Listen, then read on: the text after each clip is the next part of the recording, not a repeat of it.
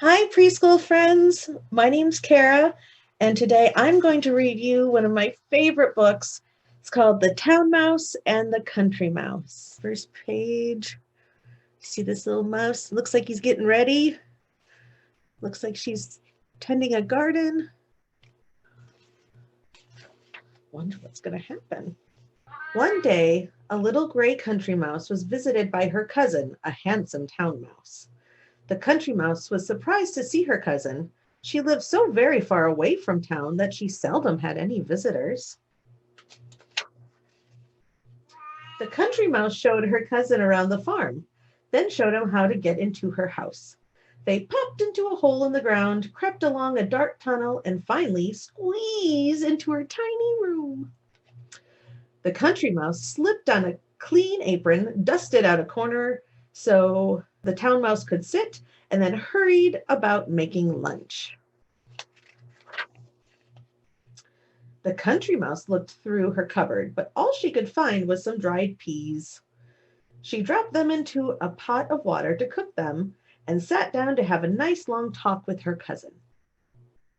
Your house is rather small and dark, said the town mouse. I have large, sunny rooms. It sounds very nice, said the country mouse. When the peas were cooked, the country mouse served them on her best dishes.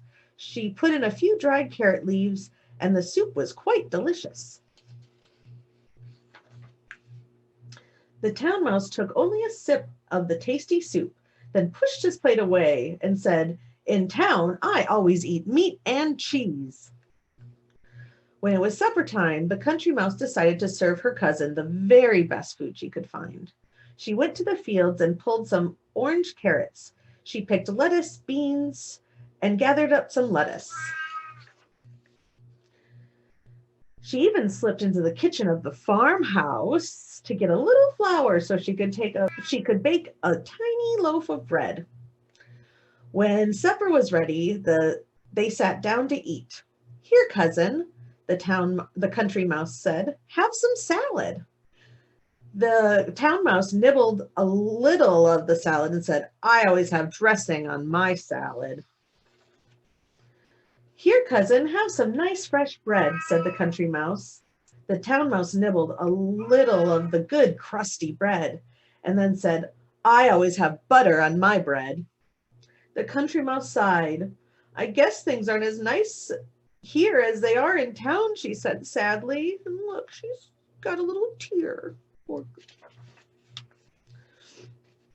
See here, said the town mouse. I can't understand why you put up with this cramped room and dull food. Why don't you come home with me? When you have lived in town for a week, you will never want to be a country mouse again. I think I'll go, said the country mouse. She took off her apron, put on her best bonnet, and they started for town. It was late at night when they arrived at the splendid big house where the town mouse lived. This was always one of my favorite pages. You must be tired and hungry after our long walk, said the town mouse. He took the country mouse into a grand dining room. On the table were the remains of a splendid feast. All kinds of meats, cheeses, cakes, jellies, even tea. The country mouse had never seen so much lovely food. She jumped up on the table and was trying to decide which dainty to sample first when the door opened and the cook came in.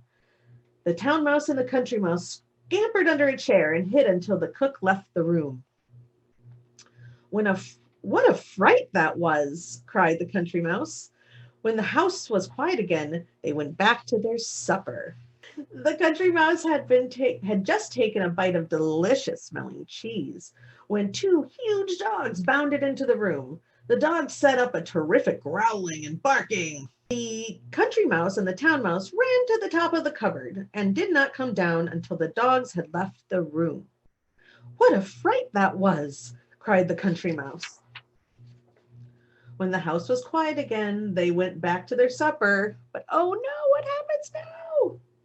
The country mouse had just tasted the strawberry jam when a fierce black cat leaped up on the table. Run, cried the town mouse. Half frightened to death, the country mouse ran down from the table into a hole where she saw her cousin disappearing. That was the worst fright ever, cried the country mouse. I must be going, cousin. You live in a nice house, but mine is safer. The country mouse straightened her bonnet and left. It was morning when she popped into the hole in the ground, crept along the dark tunnel, and squeezed into her tiny room. The country mouse sat down and ate a bowl of her tasty pea soup and a slice of her nice baked bread. How good it tasted! She looked around her tiny room. How warm and cozy it was.